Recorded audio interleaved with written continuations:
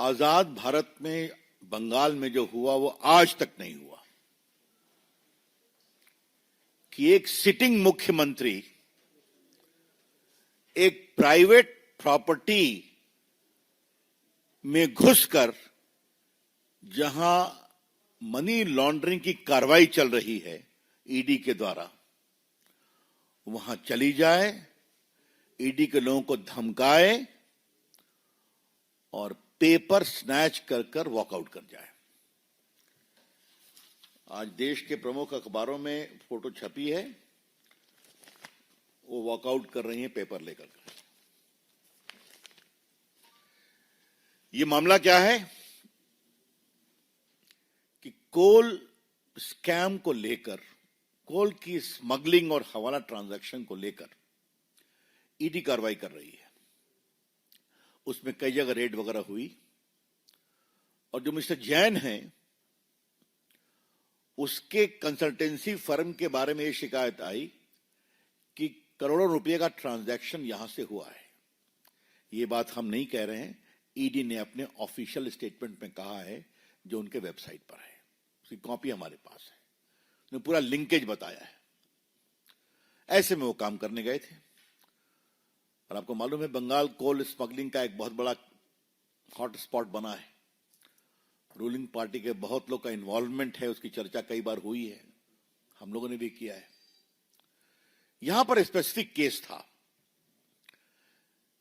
और मैं फिर रिपीट करूंगा, ये रेड न ममता जी के घर पर थी, न उनके ऑफिस में थी, न टीएमसी के दफ्तर में थी, न टीएमसी के किसी नेता, विधायक, एमपी या ऑफिस बेरर के घर पे थी।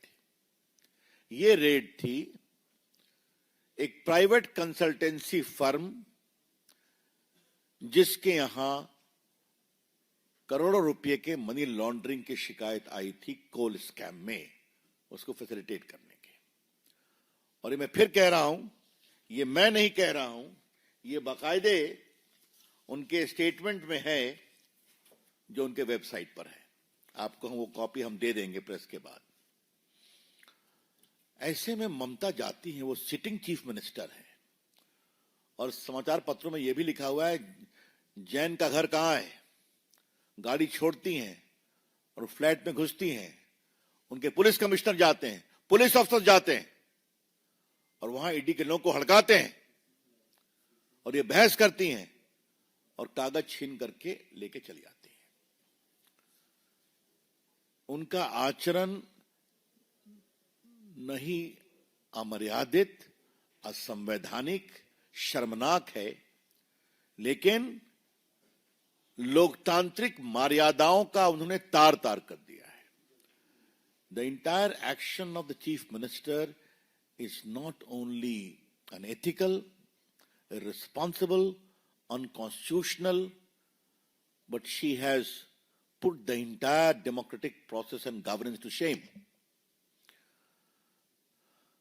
मुझे याद आता है कि आज वो मामला भी है, आपको मालूम है कि लालू प्रसाद के खिलाफ दिल्ली कोर्ट ने चार्ज फ्रेम कर दिया, वो लैंड फॉर जॉब स्कैम में, और कहा है कि वो सिंडिकेट चला रहे हैं।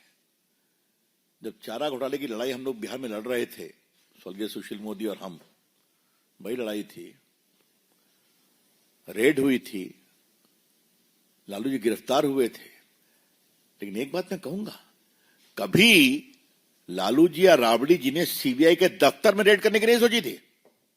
बात को समझिए जो मैं कहना चाह रहा हूं। तो ये तो कमाल हो गया ना।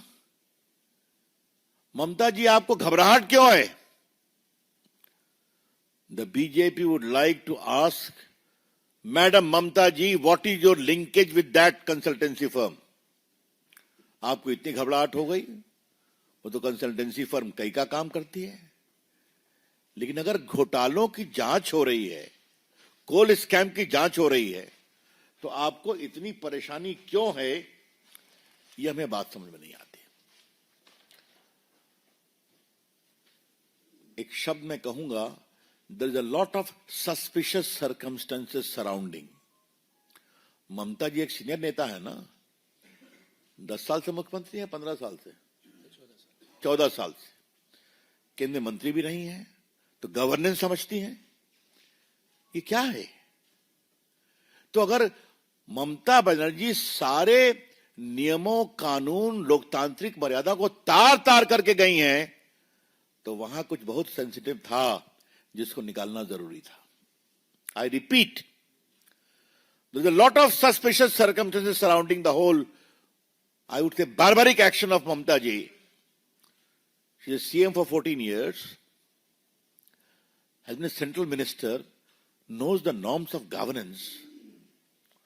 And if she goes and raids a particular house where official raid of the ED is going on in case of coal scam and snatches the file and comes out, that means she was trying to rescue something sensitive implicating her and her party.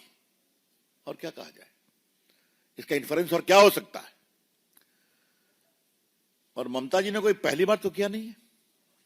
याद करिए, जब Sharda scam में राजीव कुमार जो DGP थे, उनको बात हुई थी, उनको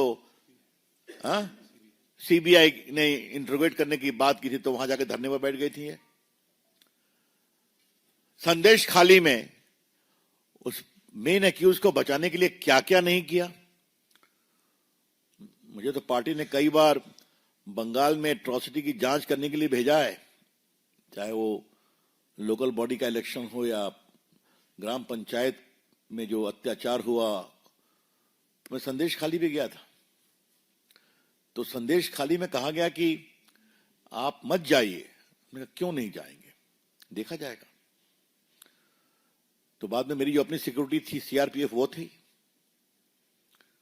और फिर महिलाएं आई। बाकी लोगों को कोर्ट से परमिशन लेना पड़ता है, हमारे साथ कई एमपीज गए थे। ये क्या हो रहा है? आज तक उसको बेल नहीं ना हुआ। कौन शेख था वो, याद करो। हाँ, स्टिल ही इन जेल। तो उसको बचाने की कोशिश, पुलिस अफसर को बचाने की कोशिश, और आज रेड करना।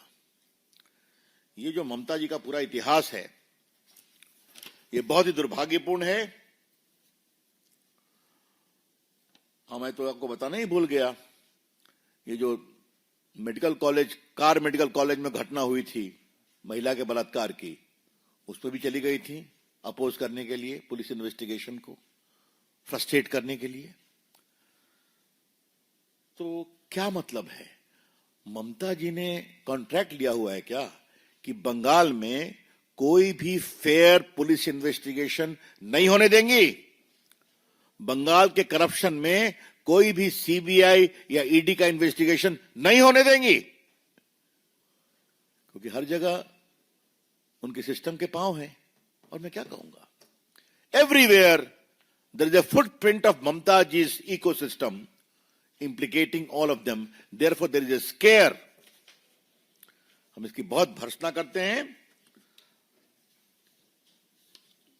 आज हमारे पास ये पूरा लिस्ट है, संदेश खाली, उसके बाद cattle smuggling, Anubrata Mondal, Duare ration scheme, Bogtui massacre, Hanskhali rape case, Alapan Bandyopadhyay case, Narada scam, ये सारा हमारे पास पड़ा हुआ है।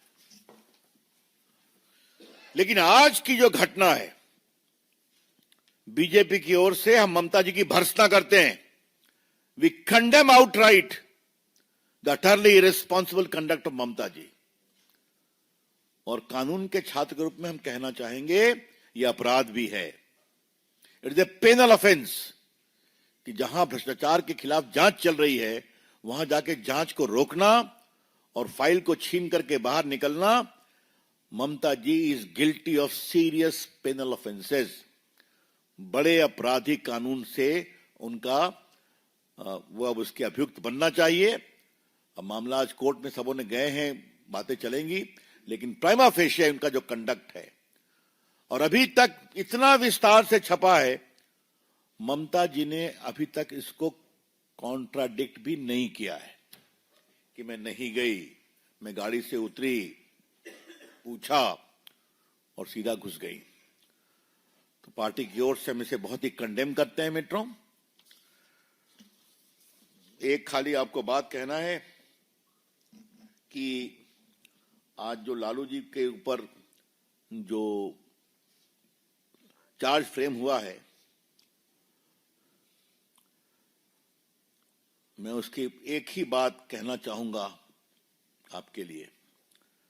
The court finds on the touchstone of suspicion there existed an overarching conspiracy by Lalu Prasad Yadav towards using public employment as a bargaining chip for receiving immovable property for his family, daughter, wives and sons. तो ये हाल है. और इनके बारे में मैं एक ही बात कहूंगा कि कहीं तो फुल स्टॉप करते लालू बाबू. लालू प्रसाद को चारा घोटाले के 4 अलग अलग केसों में 32.5 साल की सजा हुई है. 32.5 years. Bitumen scam, selling the property, land for job scam. तो कितना स्कैम करेंगे लालू बाबू? क्या मतलब है इसका?